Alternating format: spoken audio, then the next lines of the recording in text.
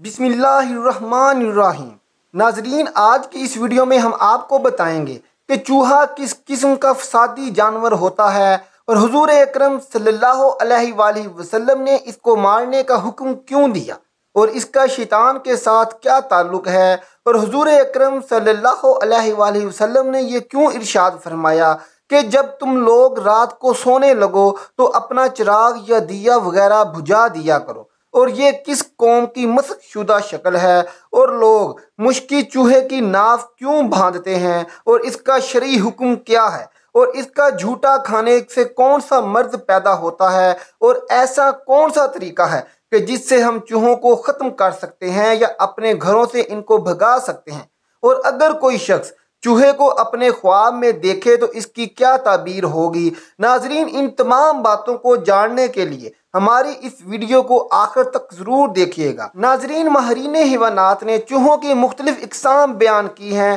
مثلا کونز، چھچوندر، یربو، ذات اندک اور فارت الابیل وغیرہ، مگر آج کی اس ویڈیو کے اندر ہم صرف ان چوہوں کی بات کریں گے جو کہ عام طور پر گھروں میں پائے جاتے ہیں۔ ناظرین، ماہرین حیوانات کا کہنا ہے کہ چوہے سے بڑھ کر اور کوئی بھی فسادی جانور نہیں ہے۔ چوہا نہ کسی چھوٹے کو بخشتا ہے اور نہ کسی بڑے کو۔ چوہے کے سامنے جو کچھ بھی آتا ہے یہ اس کو کتر دیتا ہے اور اس کو تباہ و برباد کر دیتا ہے۔ چوہے کے فسادی ہونے کی ایک مثال یہ بھی بیان کی جاتی ہے کہ یہ جب کسی ایسی تیل کی بوتل یا برتن کے پاس آتا ہے جس میں اس کے منہ کی رسائی نہیں ہوتی تو یہ اس میں اپنی دم ڈال دیتا ہے اور اپنی دم کو تر کر لیتا ہے اور پھر اس کو چوس لیتا ہے اور اس طرح یہ تمام تیل ختم کر دیتا ہے۔ ناظرین، اس کے فسادی ہونے پر ہی حضور کریم صلی اللہ علیہ وآلہ وسلم نے اس کو قتل کرنے کا حکم دیا ہے، خواب حرام کی صورت میں حرم شریف میں ہو یا احرام کے بغیر ہو، ہر حالت میں حضور اکرم صلی اللہ علیہ وآلہ وسلم نے اس کو قتل کرنے کا حکم دیا ہے۔ اور اس کے علاوہ حضور صلی اللہ علیہ وآلہ وسلم نے سانپ اور بچھو وغیرہ کو بھی قتل کرنے کا حکم دیا ہے، کیونکہ جس طرح چوہا فاسق اور فسادی جانور ہوتا ہے اسی طرح سانپ اور بچھو وغیرہ بھی فاسق اور فسادی جانور ہوتے ہیں۔ اور ایک وجہ یہ بھی بیان کی جاتی ہے کیونکہ اس نے حضرت نوح علیہ السلام کی کشتی کی رسی کاٹ دی تھی، اسی وجہ سے اس کو مارنے کا حکم دیا گیا ہے۔ اور امام طحاوی رحمۃ اللہ علیہ نے اپنی کتاب احکام القرآن میں یزید بن ابی نعیم کی سند سے لکھا ہے کہ انہوں نے حضرت ابو سعید خدری رضی اللہ تعالیٰ عنہ سے دریافت کیا کہ چوہے کو فاسق کیوں کہا جاتا ہے۔ انہوں نے جواب دیا کہ ایک رات حضور صلی اللہ علیہ وآلہ وسلم نیند سے بیدار ہوئے تو دیکھا کہ چوہے نے آپ صلی اللہ علیہ وآلہ وسلم کے گھر میں آگ لگانے کے لیے چراغ کی بتی اٹھا رکھی ہے، تو آپ صلی اللہ علیہ وآلہ وسلم نے اس کو اٹھا کر مار ڈالا، اور محرم الحلال یعنی کہ احرام والے اور حرام کے بغیر والے ہر شخص کو آپ صلی اللہ علیہ وآلہ وسلم نے اس کو مارنے کا حکم دیا ہے۔ اور سنن ابی داؤد میں ہے کہ حضرت ابن عباس رضی اللہ تعالیٰ عنہ سے مروی ہے کہ ایک مرتبہ چوہے نے آ کر چراغ کی بتی میں اپنا منہ لے لی اور اس کو لے کر حضور کرم صلی اللہ علیہ وآلہ وسلم کے سامنے مصلے پر ڈال دیا، جس پر آپ صلی اللہ علیہ وآلہ وسلم تشریف فرما تھے، جس کی وجہ سے مصلے کا وہ حصہ 1 درہم کے برابر جل گیا، جس پر آپ صلی اللہ علیہ وآلہ وسلم سجدہ کیا کرتے تھے۔ اور امام حاکم نے حضرت ابن عباس رضی اللہ تعالیٰ عنہ سے ایک اور روایت نقل کی ہے کہ ایک مرتبہ چوہا آیا اور اس نے چراغ کی بتی منہ میں اٹھا لی، ایک لونڈی چوہے کو جھڑکنے لگی مگر آپ صلی اللہ علیہ وآلہ وسلم نے اس کو منع کر دیا۔ چوہا وہ بتی لے کر اس مصلے پر جس پر آپ صلی اللہ علیہ وآلہ وسلم تشریف فرما تھے لا کر ڈال دی، جس سے مصلہ بقدر 1 درہم جل گیا۔ حضور صلی اللہ علیہ وآلہ وسلم نے ارشاد فرمایا کہ جب تم سونے کا ارادہ کرو تو چراغ گل کر دیا کرو، یعنی اس کو بجھا دیا کرو، کیونکہ شیطان ان جیسوں کو ایسے کام کرنے کی رغبت دلاتا ہے تاکہ تم کو جلا دے۔ اور صحیح مسلم کی روایت ہے کہ حضور اکرم صلی اللہ علیہ وآلہ وسلم نے حکم دیا سوتے وقت آگ بجھا دیا کرو، اور اس کی وجہ یہ بیان فرمائی کہ فاسق چوہے گھر میں آگ لگا کر گھر والوں کو جلانا چاہتے ہیں۔ ناظرین، حضرت ابن عباس رضی اللہ تعالیٰ عنہ سے مروی ہے کہ حضرت نوح علیہ السلام نے 2 سال میں اپنی کشتی کو تیار فرمایا، اور اس کشتی کا طول یعنی کہ لمبائی 300 ہاتھ تھی اور چوڑائی 50 ہاتھ اور بلندی 30 ہاتھ تھی۔ یہ کشتی ساج کی لکڑی سے بنائی گئی تھی اور اس میں آپ علیہ السلام نے 3 منزلیں بنائی تھیں۔ نیچے کی منزل میں جنگلی جانور، درندے اور حشرات الاراض کو رکھا گیا تھا، اور درمیانی منزل میں سواری کے جانور اور چوپائے تھے، اور اوپر والے حصے میں حضرت نوح علیہ السلام اپنے متابعین اور سمانی ضروریات کے مطابق تشریف فرما تھے۔ جب کشتی میں بہت زیادہ گوبر اور لیدو وغیرہ جمع ہو گیا تو اللہ تبارک و تعالیٰ نے حضرت نوح علیہ السلام کو حکم دیا کہ ہاتھی کی دم کو ہلائیں۔ چنانچہ حضرت نوح علیہ السلام نے ایسا ہی کیا، جس کے نتیجے میں ایک سور اور ایک سوری برآمد ہوئے۔ چنانچہ ان دونوں نے نکلتے ہی کشتی میں موجود تمام غلاظت کو کھا کر صاف کر دیا۔ اسی طرح جب چوہا کشتی کے کنارے پر آ کر اس کے لنگر کی رسیوں کو کاٹنے لگا تو اللہ تبارک و تعالیٰ نے حضرت نوح علیہ السلام کو حکم دیا کہ شیر کی دونوں آنکھوں کے درمیان چوٹ ماریں۔ چنانچہ حضرت نوح علیہ السلام نے ایسا ہی کیا، جس سے ایک بلا اور ایک بلی نکلی، اور ان دونوں نے چوہے پر حملہ کر کے اس کو رسی کاٹنے سے باز رکھا۔ ناظرین، اس روایت سے ہمیں یہ بھی پتہ چلتا ہے کہ چوہا اس قدر فسادی جانور ہے کہ اس نے حضرت نوح علیہ السلام کی کشتی کی رسی کو کاٹنا چاہا تھا۔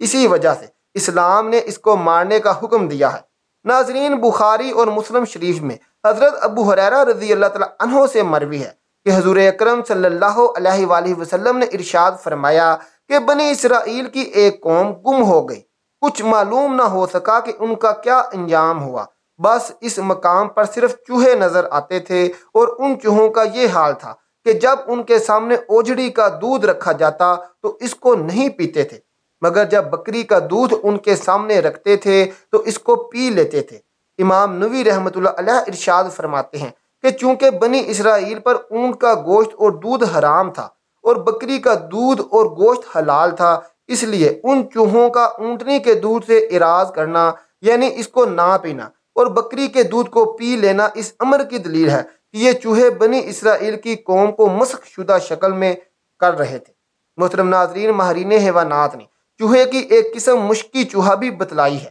اور لوگ اس کو ناف کی غرض سے شکار کرتے ہیں، اور اس کو پکڑ کر ایک کپڑے کی پٹی سے اس کی ناف کو باندھ کر لٹکا دیا جاتا ہے، اور اس طرح اس کا خون ایک جگہ پر جمع ہو جاتا ہے۔ پھر اس کو ہلاک کر دیا جاتا ہے، اور جب وہ مر جاتا ہے تو اس کی ناف جو کپڑے میں بندھی ہوئی ہوتی ہے کاٹ لی جاتی ہے، اور اس کو جو میں دبا دیا جاتا ہے۔ کچھ عرصہ بعد وہ خون منجمد ہو کر نہایت ہی خوشبودار مشک بن جاتا ہے۔ محترم ناظرین، امام حاکم نے اور امام بہقی نے حضرت مجاہد رحمۃ اللہ علیہ سے ایک روایت نقل کی ہے کہ جب حضرت عیسیٰ علیہ السلام نازل ہو جائیں گے اور ہر یہودی اور نصرانی اور ہر ملت کا پیروکار اسلام قبول کر لے گا، اور چوہا بلی سے اور بکری بھیڑیے سے مامون ہو جائے، یعنی کہ امن والے ہو جائیں، اور چوہا تھیلے کاٹنے چھوڑ دیں، اور تمام باہمی عداوتیں ختم ہو جائیں، تو یہ وقت ہوگا کہ دین اسلام تمام مذاہب پر غالب آ جائے گا۔ محترم ناظرین، چوہوں کا شرعی حکم یہ ہے کہ چوہوں کا گوشت حرام ہے اور ان کا جھوٹا مکروہ ہے، اور امام ابن شہاب زہری رحمۃ اللہ علیہ فرماتے ہیں کہ چوہوں کا جھوٹا کھانا مکروہ ہے،